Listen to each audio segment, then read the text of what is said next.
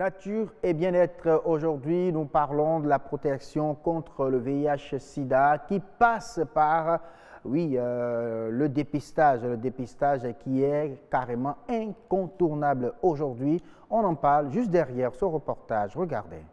Depuis le début de l'épidémie du sida en 1981, l'ONU-SIDA a enregistré plus de 76 millions de personnes infectées par le virus et 35 millions de personnes décédées des suites de maladies liées au sida. Au Bénin, précisément en milieu universitaire, les chiffres sont en nette régression. En 2013, on était à 8,55% pour ceux qui ont fait le dépistage. Mais en 2015, c'était à 3,8%. Donc on a compris que bon, ça va, il y a une amélioration au niveau de l'adoption de comportements sains parmi ces étudiants-là qui sont sensibilisés. Cette régression du VIH et du sida dans le monde estudiantin est le fruit de plusieurs actions ciblées. En décembre, quand on veut organiser, il y a une activité qu'on appelle Campus sans sida. On donne des trophées aux universités, aux meilleures universités sur le plan des activités qu'ils ont eu à effectuer. Chaque année, on essaie de faire les tests de dépistage pour voir si ce qu'on fait, si ça va ou pas. Le dépistage précoce, la meilleure arme de lutte contre le sida. Mais la majorité de ces étudiants n'ont jamais fait le test. Jusqu'à ce moment, je n'ai pas encore fait le test. Pas encore. Moi, j'ai fait ça une fois. C'était en 2015. Moi, je l'ai fait une fois quand l'occasion s'est présentée. C'était gratuit. Ils étaient en campagne. Dans la cabine, ils se retrouvent à 3, à 4 parfois. On ne sait pas qui est qui. Moi, j'ai décidé de rester telle que je suis jusqu'à mon mariage pour un bon avenir. Parce que je suis sûr de moi-même que je n'ai pas le sida. Et je ne peux pas en avoir parce que je me respecte quand même. À voir les comportements, les habillements, tout ça, et vraiment c'est un peu difficile. Maintenant on fait tout pour résister quand même. Par exemple moi qui suis ici, je fais tout pour être fidèle. Autant qu'ils sont, ils ignorent leur statut sérologique et demandent plus d'action au niveau rectoral. Ce que je voudrais, c'est qu'il y ait plus de communication dessus. Qu'on parle plus de sida aux jeunes, surtout qu'on démystifie ça, que dans un premier temps, les gens malades, qu'on ne les traite plus comme des monstres et qu'aujourd'hui, il y a beaucoup de traitements, qu'on communique dessus, qu'on puisse leur apprendre qu'ils peuvent vivre normalement comme tout le monde. Déjà, ceux qui ne sont pas malades, il faut assez communiquer pour les sensibiliser afin qu'ils puissent se préserver. Ils peuvent mettre des actions en place, passer dans les salles ou bien organiser des journées de communication. Les facultés, c'est un autre monde, c'est un monde vaste. C'est pas facile de créer des clubs là, mais je pense que d'ici 2018, on va créer ces clubs-là dans ces facultés, histoire de lancer ces sensibilisations pour l'adoption de comportements sains. Nous avons une radio universitaire. Ils mettent les affiches quand il y a des événements. Ils peuvent aussi mettre ces genres d'affiches. On peut naître séropositif, on peut devenir séropositif, mais on doit éviter de contracter le virus. Ah oui, c'était un tour sur le campus d'Abomey-Calavi pour questionner les idées, les opinions des étudiants sur le dépistage et sur la protection contre le VIH-Sida. On revient en plateau pour retrouver Claude Yamongbe, qui est membre du réseau béninois des associations des personnes vivant avec le VIH-Sida, le REBAP. Bonsoir. Merci, bonsoir. Merci d'avoir accepté notre invitation. Bonsoir, heureuse d'Anodé. Bonsoir, M. Mgaba. C'est un grand plaisir de vous retrouver. Et merci également pour le tour que vous nous avez fait faire. Sur le campus d'Abomey-Calavi.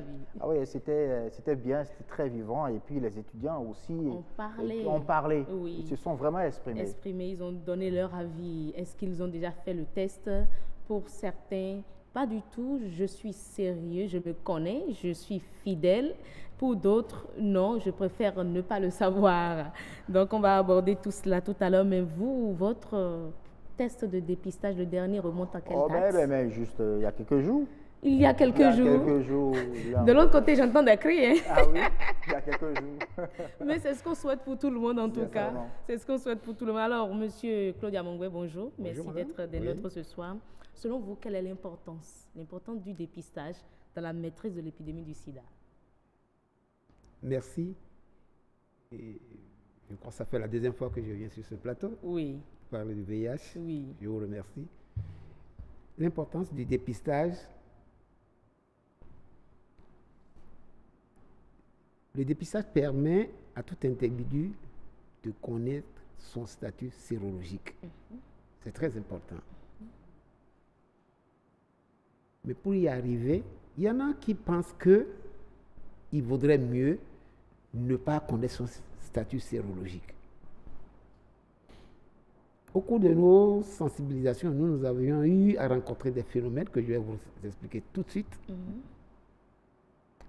C'était à l'approche d'un 1er décembre, journée mondiale du contre le VIH, un 1er décembre, où nous sommes allés dans un service où il y a environ 200 personnes. Mais quand nous leur avons proposé de faire le dépistage, on n'en a eu que 15 qui ont accepté. 15 sur 200. Oui, ils ont dit non, il vaut mieux, il ne faut pas réveiller le chien qui dort, qu'ils préfèrent ne pas vouloir. Bon, cela s'explique aussi par le fait qu'ils ont peur, une fois, puisqu'ils sont dans un service, dépistés séropositifs, les regards, la discrimination, l'impact que cela aura au niveau de leur service. Donc, du coup, il y en a qui ne veulent pas entendre parler. Mais par contre, aujourd'hui, la mentalité a beaucoup évolué. Si vous suivez le reportage qui vient de passer tout à l'heure, vous allez constater qu'il manque d'informations. Et sur ce même plateau, j'avais dit la dernière fois que la sensibilisation a disparu des programmes en charge du VIH au Bénin. Alors que généralement on dit la répétition est pédagogique. Il faudra continuer toujours à répéter la même chose, à répéter pour que ce soit une habitude. Alors, il paraît qu'en matière de protection, pour mieux se protéger, que le dépistage est incontournable. Est-ce que c'est vrai? C'est vrai. Si aujourd'hui vous vous dépistez, vous êtes déclaré séronégatif, vous savez en même temps quel comportement adopter pour ne pas être contaminé. Mais si vous restez dans l'ignorance, à n'importe quel moment, bravo les dégâts.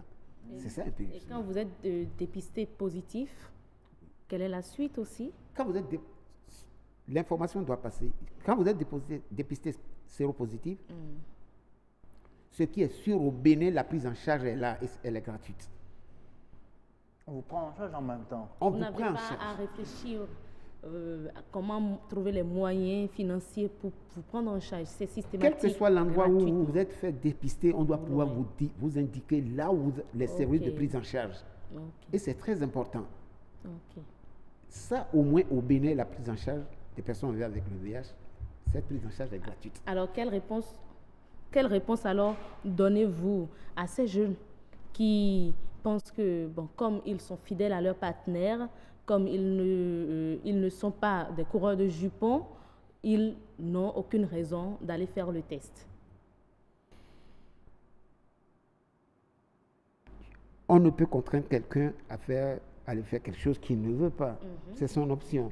Mais le mieux, c'est de le faire comprendre que est-ce que c'est seulement au cours des rapports sexuels qu'il faut avoir qu'on peut contracter le virus?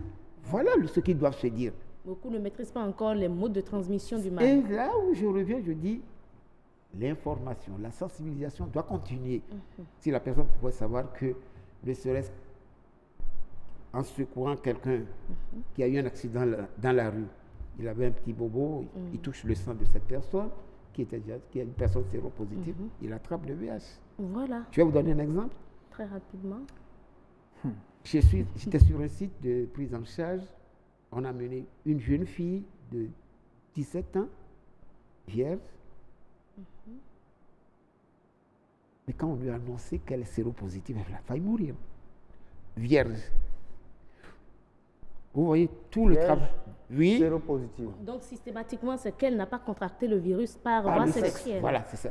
C'est là où je voulais en venir. En venir. Voilà. Mais alors, on sait aussi que la loi sur le VIH-Sida au Bénin promulguée en 2016, en son article 3, en 2006, merci pour la rectification, en son article 3, notifie que le test de dépistage doit être fait avec le consentement de l'individu. Est-ce qu'il faut peut-être revoir les tests pour peut-être obliger tout le monde à faire son test pour connaître son statut sérologique? Je dirais oui et je dirais non. Oui, pourquoi? Oui, parce que si aujourd'hui, toute femme gestante qui va dans une maternité, on lui parle déjà du VIH-Sida, le plus souvent, tout accepte de se faire dépister. Quand la médiatrice qui est là, c'est comme ça on les appelle, lors de la CPN, leur explique le bien fondé, généralement, elles acceptent. La rigidité qu'il y a dans la loi de 2006 dont vous parlez, on devrait essayer d'y amener quelques amendements afin que cela soit systématique. Il faut revoir cette partie de la loi. Oui. Alors, le dépistage étant le premier objectif parmi les 3,90% de personnes à se faire dépister, à avoir leurs ARV et par rapport à leur prise en charge aussi, le dépistage est le premier objectif à atteindre d'ici 2030. Nous sommes plus loin de 2030. Bien sûr. Quelle stratégie concrète mettre en place pour un dépistage, je dirais 100% ou tout au moins 90% de Béninois soient dépistés?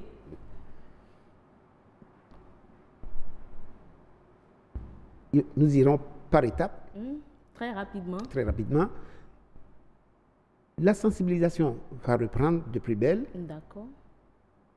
Et aller vers les communautés, aller dans les communautés.